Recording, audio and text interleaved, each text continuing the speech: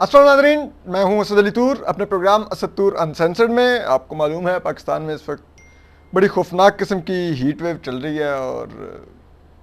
मुझ गरीब साफ़ी के वैसे बुरे हालात हैं जैसे तमाम पाकिस्तानियों के हैं। माशाल्लाह अल्लाह मियां ने गर्मी बांटते हुए कोई तफरीक नहीं रखी, तो इस वक्त हम सब उससे गुजर रहे हैं। लेकिन आज जो खबर मैं लाया हूँ वो आपको मालूम है, कल हमने ट्वीट भी की थी, लेकिन आज ज़रा मैं उसको एक्सप्लेन करूँगा। जो जस्टिस काजी फाइज ईसा का जो एक और नोट सुप्रीम कोर्ट की वेबसाइट से डिलीट कर दिया गया, वो किसने डिलीट किया, क्यों किया, उसकी पस पर्दा क्या कहानी है, जस्टिस काजी फाइज ईसा ने इस नोट में ऐसा क्या लिखा था। लेकिन जब मैं नोट पढ़ूंगा तो आपको अंदाज़ा होगा कि ये नोट तो डिलीट ही होना था। ठीक है, ये note chief justice Umar Bandial साहब के जो आमिराना आप कह लें, जो अपेरेंटली एक आमिराना एक चीफ जस्टिस का दौर था, उसके ऊपर एक चार्ज शीट है। ये चीफ जस्टिस उमर बंदयाल साहब ने कैसे अदालत चलाई उसको बेनकाब करता है अपने दौरान चीफ जस्टिस। फिर ये नोट आपको एक पूरी कहानी सुनाता है। तो अब ज़रा हम इसके आपको अहम निकात बताते हैं और ज़रा उनकी पस पर्दा कुछ कहानियाँ भी बताते हैं। तो जस्टिस काजी फाइज ईसा ने ये तकरीबन 30 सफ़ों का नोट लिखा, जिसमें से जो 4 पेजेस थे वो उर्दू में थे और वो उसमें मुकम्मल कहानी है। फिर उस कहानी के सपोर्टिव जो डॉक्यूमेंट्स हैं वो उन्होंने साथ लगाए हैं। वो तकरीबन फिर आप कह लें 26 सफ़हात वो बनते हैं। तो जस्टिस काजी फाइज ईसा ने ये नोट 21 जून को तहरीर किया। उन्होंने कहा जी कि मुझे 21 जून 2023 को एक सप्लीमेंट्री काज लिस्ट 316/2023 मौसूल हुई, जिसमें ज़ाहिर किया गया था कि 9 जजेस पर मुश्तमिल एक लार्जर बेंच तश्कील दिया गया है, जिसमें मुझे भी शामिल किया गया है और 4 आईनी दरखास्तों की समाअत के लिए 22 जून 2023 को 11:45 दिन का वक्त मुकर्रर किया गया। यानी दरखास्तों को पढ़ने के लिए मुनासिब वक्त भी नहीं दिया गया। ये बेंच मेरे और अगले सीनियर फाजिल जज जनाब जस्टिस सरदार तारिक मसूद के साथ मुशावरत के बगैर बनाया गया था। समाअत के लिए मुकर्रर की गई इन आइनी दरखास्तों की तफसीलात यूँ बयान की गई थी। इमरान अहमद खान न्याजी साहब पहले नंबर पर, करामत अली सिविल सोसाइटी वाली दरखास्त दूसरे नंबर पर, एतजाज हसन साहब की दरखास्त तीसरे नंबर पर, जस्टिस जवाद अस्कवारा की दरखास्त चौथे नंबर पर। और फिर वो कहते हैं कि जो सबसे पहली आइनी दरखास्त थी यानी कि इमरान खान साहब की, वो चौथे नंबर पर लगाई गई थी, जबकि जो जस्टिस जवाद अस्कवारा की जिन्होंने दरखास्त सबसे आखिर में 20 जून को दायर की थी, वो पहले नंबर पर लगाई गई थी। ये तरतीब क्यों की गई, इस पर मुझे तज्जुब हुआ कि अगर ये मुकदमात अहम है तो फिर मौसम गर्मा की छुट्टियां शुरू होने का इंतज़ार क्यों किया गया। यानी कि वो कह रहे हैं कि पहली दरखास्त 25 मई को दायर हो गई थी और 15 जून को छुट्टियां हुई सुप्रीम कोर्ट की। 15 जून तक ये दरखास्त क्यों नहीं मुकर्रर की गई और छुट्टियां होने का इंतज़ार क्यों किया गया। ठीक है, और फिर अचानक एक दिन पहले ही मुकदमात की पेपर बुक क्यों अरसाल की गई। ठीक है, फिर वो कहते हैं कि अदालत उज़्मा और तमाम अदालतों को इख्तियार है आइन की दफ़ा 175 के तहत, कि जिसका उर्दू तर्जमा कुछ हुआ है कि किसी अदालत को कोई इख्तियार समाअत नहीं होगा सिवाय इसके जो आइन और कानून के तहत इसे दिया गया है। यानी कि आइन और कानून से हटकर कोई भी अदालत के पास दायरा समाअत नहीं है कि वो किसी भी केस की समाअत कर सके। उन्होंने कहा कि अपना आइनी मनसब संभालने से पहले तमाम जज साहिबान आइन पाकिस्तान के तहत जदूल में दिया गया जो हल्फ उठाते हैं, ये हल्फ लाजिम करता है कि वो आइन इस्लामी जमहूरिया पाकिस्तान और कानून के मुताबिक अपने फ़राइज़ सर अंजाम दें। और पाकिस्तान के कवानीन में supreme court practice and procedure act 2023 भी शामिल है, जो बज़रिया दफ़ा 1, 2 और 2 लाजिम करता है कि मुकदमात की तश्कील चीफ जस्टिस 2 सीनियर जजेस की मुशावरत से करेंगे। इस कानून के इजरा के फौरी बाद दफ़ा 1 के तहत बनाएगी कमेटी अपना पहला इजलास करेगी और अपने ज़ाब्ता-कार तश्कील देगी। बशमूल इसके कि कमेटी के इजलास कब होंगे और बेंचेस कैसे तश्कील दिए जाएंगे। फिर वो लिखते हैं कि मज़कूरा बाला कानून के वजूद में आने से कबल ही जब वो बिल की सूरत में था, इसे अदालत उज़्मा में चैलेंज किया गया है और मौजूद चीफ जस्टिस के बनाए हुए बेंच के यकतरफा اور مسئول اعلان کو نوٹس دیے بغیر ہی ان کا موقف سننے سے پہلے ہی حکم جاری کر دیا گیا کہ اس بل پر عمل درآمد نہیں ہوگا. یعنی کہ وہ کہتے ہیں چیف جسٹس نے ایک یک طرفہ بینچ بنایا, اس یک طرفہ بینچ نے اس قانون کو یک طرفہ طور پر دوسری سائڈ کو سنے بغیر ہی سسپینڈ کر دیا, اور یہ بالکل ہی غیر معمولی تھا. ٹھیک ہے, یعنی کہ آپ دوسری سائڈ کو سننے کے بعد عموماً اگر آپ نے کسی چیز پر عمل درآمد روکنا ہو, لیکن یہاں پر چیف جسٹس صاحب کو ظاہر بات ہے ان کی اپنی ذات کوشچن میں آ رہی تھی, انہوں نے کہا کہ یار اپنے آپ کو بچاؤ اور اپنے اختیارات کو بچاؤ, انہوں نے کر دیا. پھر وہ کہتا ہے جب 13 اپریل 2023 کو یہ حکم صادر کیا گیا, وہ ان آئینی درخواستوں کی سماعت کا پہلا دن تھا. اس کے بعد ان سماعتوں کو 2 مئی, پھر 8 مئی, پھر 1 جون, پھر 8 جون 2023 کو مقرر کیا گیا, اور آخری سماعت ان کی جولائی میں سننے تک ملتوی کی گئی. وہ کہتے ہیں مگر اب تک نہ چیف جسٹس اور نہ ہی دفتر نے ان کی سماعت کے لیے تاریخ مقرر کی. نتیجتاً Supreme Court Procedure Act, Practice and Procedure Act 2023 عدالت عظمیٰ کی جانب سے 13 جون کو جاری کیے گئے ایک عبوری یک طرفہ حکم نامے کے بنا پر معطل ہے. ٹھیک ہے جی, آگے وہ لکھتے ہیں کہ عدالت عظمیٰ میں یہ رواج رہا ہے کہ بینچ کی تشکیل اور دیگر امور میں سینئر ججز سے مشورہ لیا جاتا ہے, اور اس طریقہ کار کے مطابق پچھلے چیف جسٹس گلزار احمد چلتے رہے, اور متواتر معزز جسٹس عمر بندیال نہ صرف وہ چیف جسٹس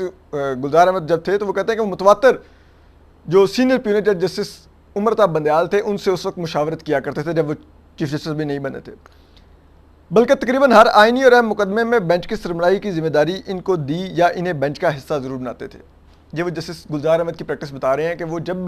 جب تک وہ چیف جسٹس تھے تو وہ سینئر پیونر جسٹس عمر بندیال سے نہ صرف کہ بینچز کی تشکیل میں مشاورت کرتے تھے, بلکہ ان کو اہم آئینی جو کیسز تھی ان کی سماعت نہ صرف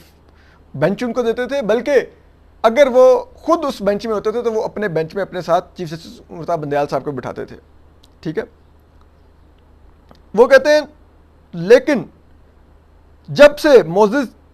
جسٹس بندیال نے چیف جسٹس کا عہدہ سنبھالا تو اس روایت کو ترک کر دیا, اور نہ صرف مجھ سے بلکہ اگلے سینئر جج معزز جسٹس سردار طارق مسعود سے بھی مشاورت کیے بغیر تمام ضروری معاملات اپنی ہی مرضی سے اور اپنے چنیدہ اہلکاروں کے ذریعے چلائے. یعنی کہ اپنے جو ان کے منتخب اہلکار تھے سپریم کورٹ میں, جو ان کے وہ آپ کہہ لیں کہ جو عمران خان صاحب کے دور میں بھرتی کیے گئے ٹاؤٹ تھے, یا عمران خان کے لاڈلے تھے جو چیف جسٹس عمر بندیال صاحب کی مبینہ طور پر ٹیم کا حصہ تھے, ان کے ذریعے عمر بندیال صاحب سپریم کورٹ چلاتے رہے ہیں. ٹھیک ہے, پھر وہ کہتے ہیں کہ جی باقی ججوں کی حیثیت کا اندازہ اس بات سے لگایا جا سکتا ہے کہ اپنے دور منصبی میں ایک بار بھی فل کورٹ یعنی تمام ججز کی میٹنگ نہیں بلائی, بلکہ مدعی اعلان اور ان کے وکلاء کو ترجیح دی گئی. یعنی کہ وہ کہہ رہے ہیں اپنے ججز کی میٹنگ نہیں بلاتے تھے, لیکن اعتزاز حسن اور لطیف کھوسا کو بلا لیتے تھے مشاورت کے لیے. ٹھیک ہے, اپنے ججز سے مشاورت نہیں کرتے تھے. یہ چیف جسٹس عمر بندیال صاحب کی وہ حالت بیان کر رہے ہیں, اور ان کا طریقہ کار کا بیان کر رہے ہیں کہ وہ کیسے عدالت کو چلاتے رہے. پھر وہ کہتے ہیں اس بات کی نشاندہی ضروری ہے کہ موجودہ آئینی درخواستوں سے ملتے جلتے اور امور 26 مقدمات میں بھی عدالت کے سامنے پہلے سے دائر شدہ ہیں. یہ مقدمات عادلیہ یہ بہت بڑا تھپڑ ہے سپریم کورٹ کے اپنے منہ کے اوپر. ٹھیک ہے, کہ یہ مقدمات یعنی کہ وہ کہہ رہے ہیں کہ جو یہ اب ہم آرمی کورٹس کے خلاف ایک پیٹیشن ہم چارج سننے جا رہے ہیں, اس سے ہی ملتا جلتا مقدمہ پہلے سے اس عدالت میں زیر التوا ہے. اور وہ کیا ہے جی, وہ جسٹس وقار سیٹھ نے ٹھیک ہے 17 اکتوبر 2019 کو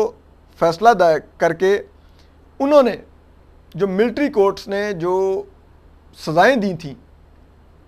سویلینز کو, انہوں نے وہ سزائیں کالعدم قرار دے دی تھی. سپریم کورٹ میں اس کے خلاف اپیل ہوئی تو سپریم کورٹ نے 2019 میں وہ جسٹس وقار سیٹھ مرحوم کا فیصلہ سسپینڈ کیا, جس کے تحت وہ سزاؤں پر جسے کہتے ہیں وہ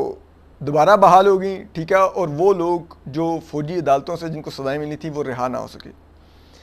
ٹھیک ہے, وہ کہتے ہیں کہ اس کے خلاف حکومت کی اپیل موجودہ مقدمے میں درخواست گزار نمبر 4 وزیر اعظم کی حیثیت سے وفاقی حکومت کے سربراہ تھے. انہوں نے کہا کہ جی یہ جو عمران خان صاحب اب ملٹری کورٹس کے خلاف پٹیشن دائر کر رہے ہیں, انہی عمران خان صاحب نے ملٹری کورٹس کے حق میں اپیل کر کے وہ جو سزائیں سویلینز کو دی گئی تھیں, کالعدم قرار دی گئی تھیں, ان کو بحال کروایا تھا. آئرنی دیکھیں کہ وہ عمران خان جب وزیر اعظم تھے تو وہ ملٹری کورٹ سے سویلینز کو دی ہوئی سزائیں बहाल करवाते थे, आज वो मिलिट्री कोर्ट्स के अगेंस्ट पिटिशनर हैं। ठीक है, फिर वो कहते हैं जी कि अदालत उज़्मा ने 24 अक्टूबर 2019 को पेशावर हाई कोर्ट के फैसले के खिलाफ हुक्म इम्तनाई जारी किया, यानी कि उसको मुअत्तल किया, जो आज तक बरकरार है। इन मुकदमात की आखिरी समाअत 4 दिसंबर 2019 को ही और आज के दिन तक दोबारा नहीं हुई, मुलतवी कर दी गई। यानी कि 4 साल से वो सिविलियन, क्योंकि वो गरीब घरों के हैं, पख्तून हैं बेचारे, उनकी सज़ाओं की कोई फ़िक्र नहीं सुप्रीम कोर्ट को, उन मिलिट्री कोर्ट्स के ट्रायल की कोई फ़िक्र नहीं कि उनमें सिविलियन का ट्रायल हुआ है, वो वैसी की वैसी हैं। उनका फ़ैसला बहाल करके सुप्रीम कोर्ट उनके ऊपर बैठी हुई है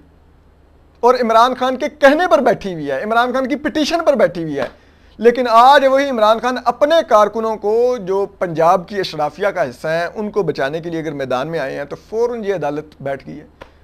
अगर सिविलियन कोर्ट में ट्रायल इतने ही हराम हैं तो पहले उनको काले आदम करार दें तो ऑटोमेटिकली ये ट्रायल नहीं हो सकेंगे। ठीक है, आपको क्या ज़रूरत है इन ट्रायल के लिए एक नई पिटीशन सुनने की? आप पिछलों को काले आदम करार दे दें तो सिविलियन के ट्रायल की रवायत ही ख़त्म हो जाएगी। ठीक है, फिर वो आगे क्या कहते हैं? वो कहते हैं जब एक दफ़ा किसी मुकदमे की समाअत शुरू हो जाए तो फिर इसका बिला ताख़ीर फैसला भी होता है, लेकिन 3.5 साल गुजरने के बावजूद पेशावर हाई कोर्ट की जो मिलिट्री कोर्ट्स की सिविलियंस की सज़ाएँ कालेदम करार दिए गए फैसले की ख़िलाफ़ अपील का दोबारा समाअत ही नहीं हुई, फैसला तो दूर की बात है। फिर वो कहते हैं एक और अहम मुकदमा 20 अगस्त 2021 को अदालत उज़्मा में सहाफ़ी लाए थे, जिनमें press association of supreme court के सदर भी शामिल थे और उन्होंने भी सहाफ़ियों के बुनियादी हुकूक सल्ब किए जा रहे हैं उसकी दरख्वास्त की थी। अदालत उज़्मा के बेंच ने, जिसकी सरबराही मैं कर रहा था, इस बात का नोटिस लिया। उसकी समाअत 26 अगस्त 2021 को मुकर्रर की। तहम मौजूद चीफ जस्टिस उमर बंदयाल ने, जो इस वक्त कायम मुकाम चीफ जस्टिस थे, अपनी सरबराही में एक बेंच तश्कील दिया और इस बेंच से किसी जज को शामिल नहीं किया, जिसमें मैं और दूसरे जस्टिस जमाल बंदोखाल थे, और फिर अपने से और मुझसे जूनियर जज जस्टिस मुनीब अख्तर से फैसला लिखवाया कि आइन की दफ़ा 184(3) का नोटिस सिर्फ और सिर्फ चीफ जस्टिस ले सकता है। यानी कि वो कहते हैं कि लिखवाया चीफ जस्टिस ने अपने हक में एक फ़ैसला, अपने आप को इख्तियारात दिलवाने का, एक जूनियर 3 जज जस्टिस मुनीब अख्तर से, जिसको वैसे भी ऊपर जस्टिस साकिब निसार ओबलाइज करके लाए थे क्योंकि वो उनके मेंटोर खालिद अनवर का दामाद है, जस्टिस मुनीब अख्तर। ठीक है जी, लैंग्वेज नोट करें, वो कह रहे हैं कि उससे लिखवाया चीफ जस्टिस ने फैसला। ठीक है,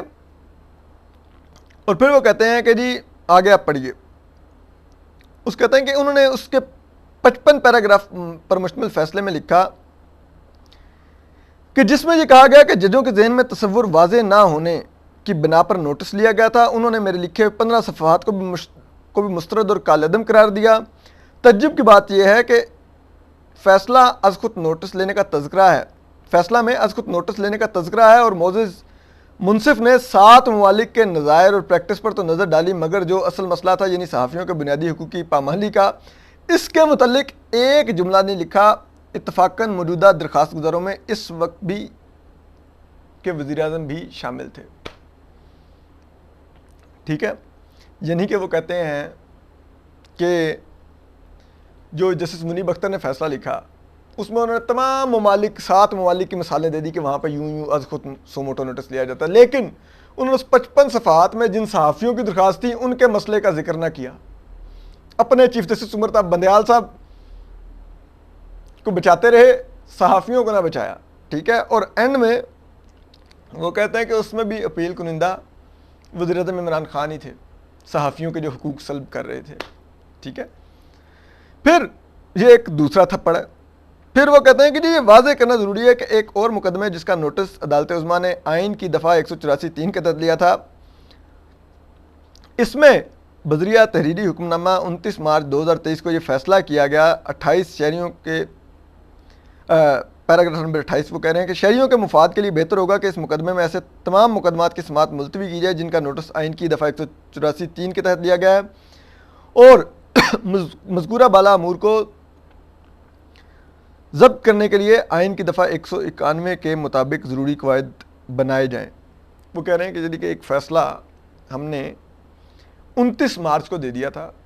कि 184(3) के तहत جو مقدمات ہیں ان کی سماعت روک دی جائے اور مزید سو موٹو نوٹس نہ لے لیے جائیں جب تک کہ آئین کی دفعہ 191 کے مطابق سپریم کورٹ نئے رولز نہ بنا لے کہ کن رولز کے تحت دفعہ یہ 184(3) کے مقدمات سننے ہیں. ٹھیک ہے. وہ کہتے ہیں تاہم آئین کی دفعہ 184(3) کے تحت مقدمات کے لیے نہ تو عدالت عظمیٰ نے قواعد بنائے جیسا کہ 29 مارچ 2023 کو کے حکم نامے میں نشاندہی کی گئی تھی، اور نہ ہی پارلیمان کے بنائے گئے قانون کو چلنے دیا گیا، اور اس قانون کے متعلق درخواستوں کا فیصلہ بھی آج تک نہیں کیا گیا. ٹھیک ہے. وہ کہتے ہیں کہ نہ تو 29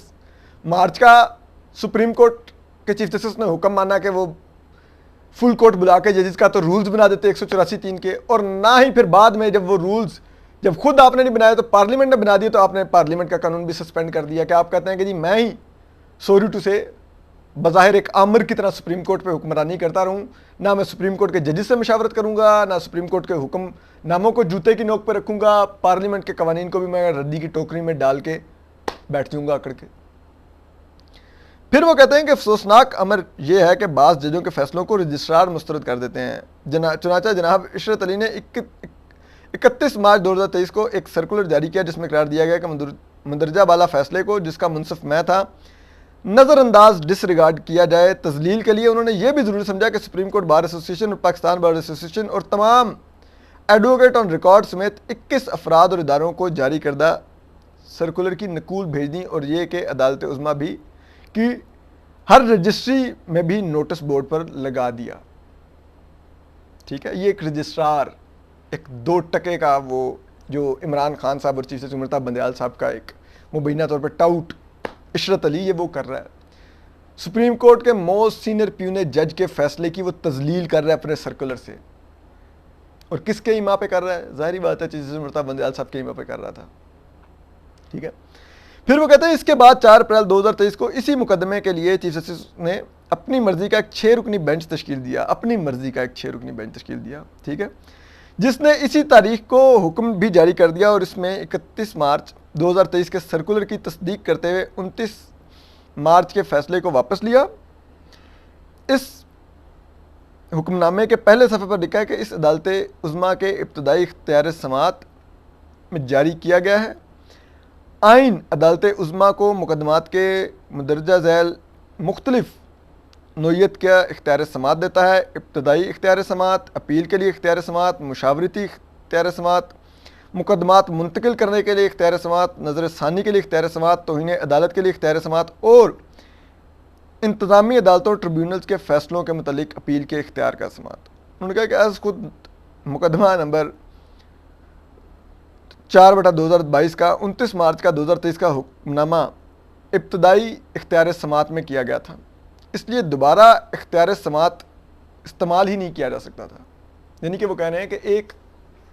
مقدمہ اس کا پہلی ہیئرنگ ہم نے کر لی تھی،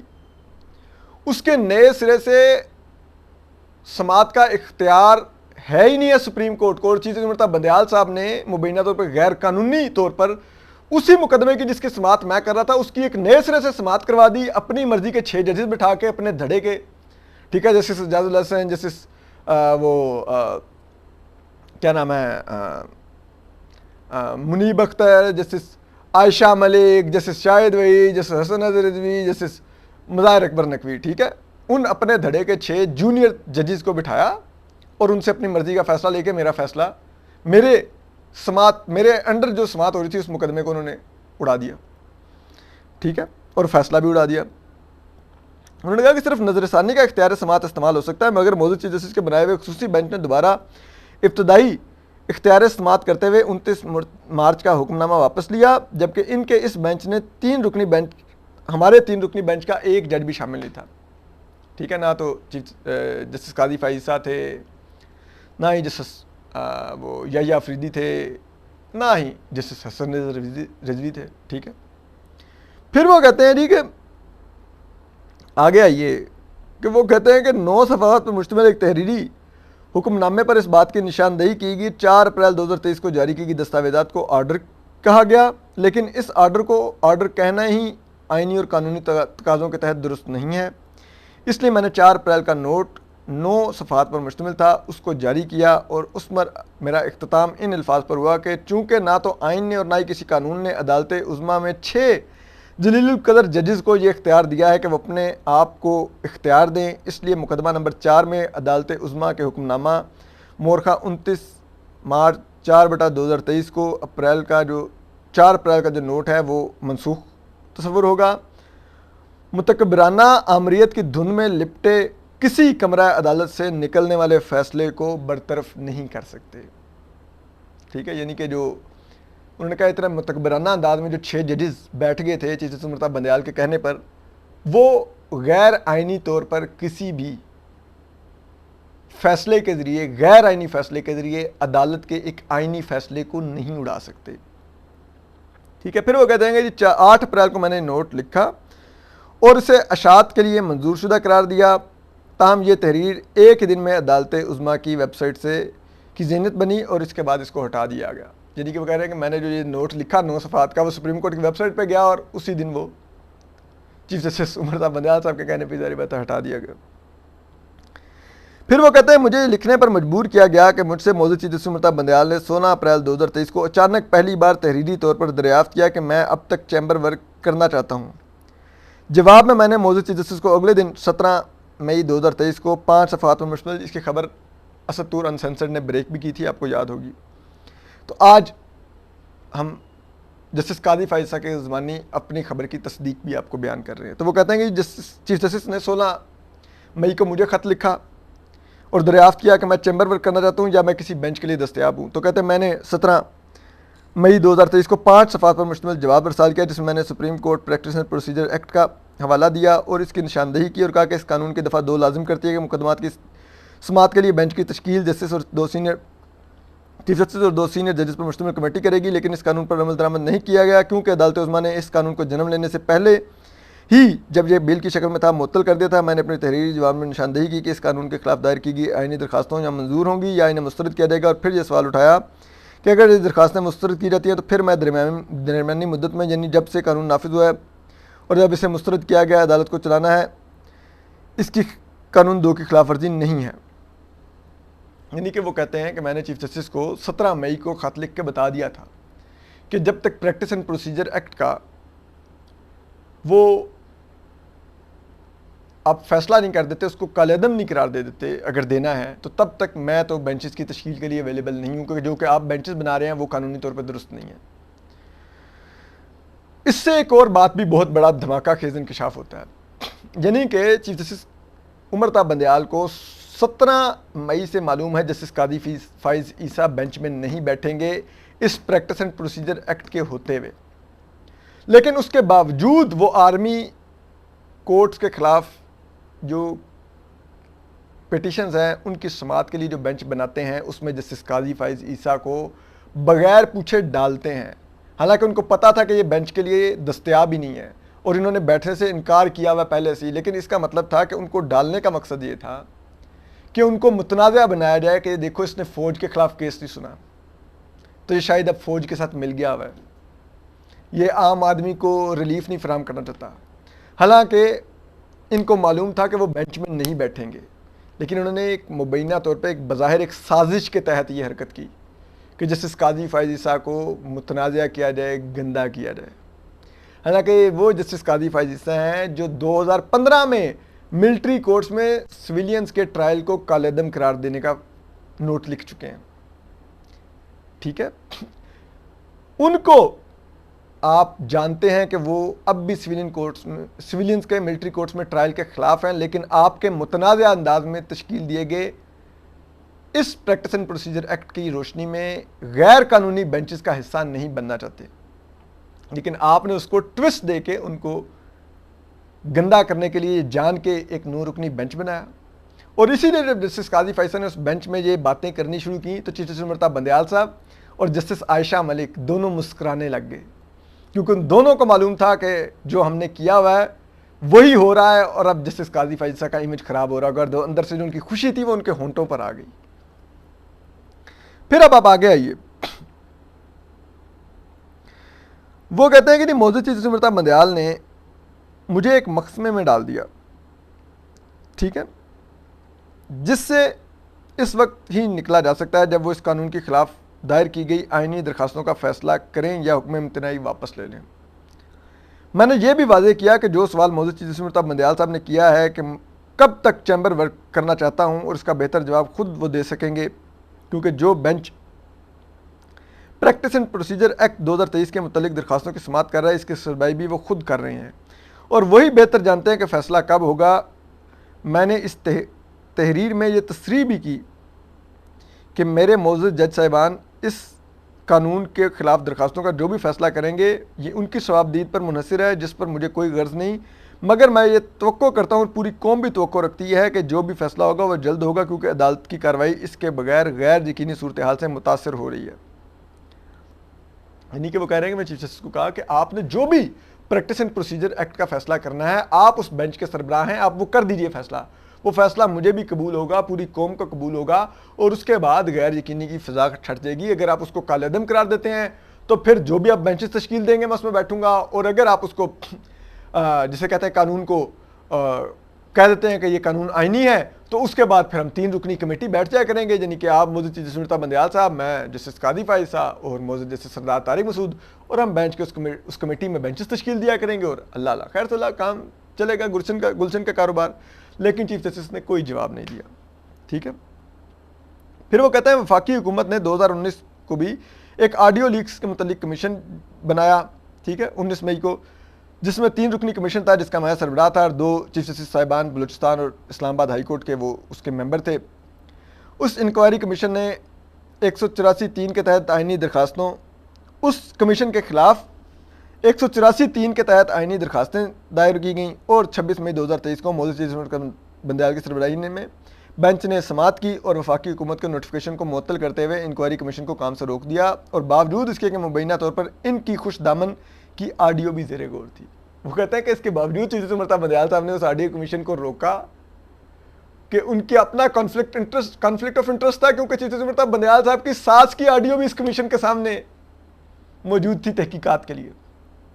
ٹھیک ہے۔ پھر وہ کہتے ہیں جی کہ ان مقدمات کی اگلی تاریخ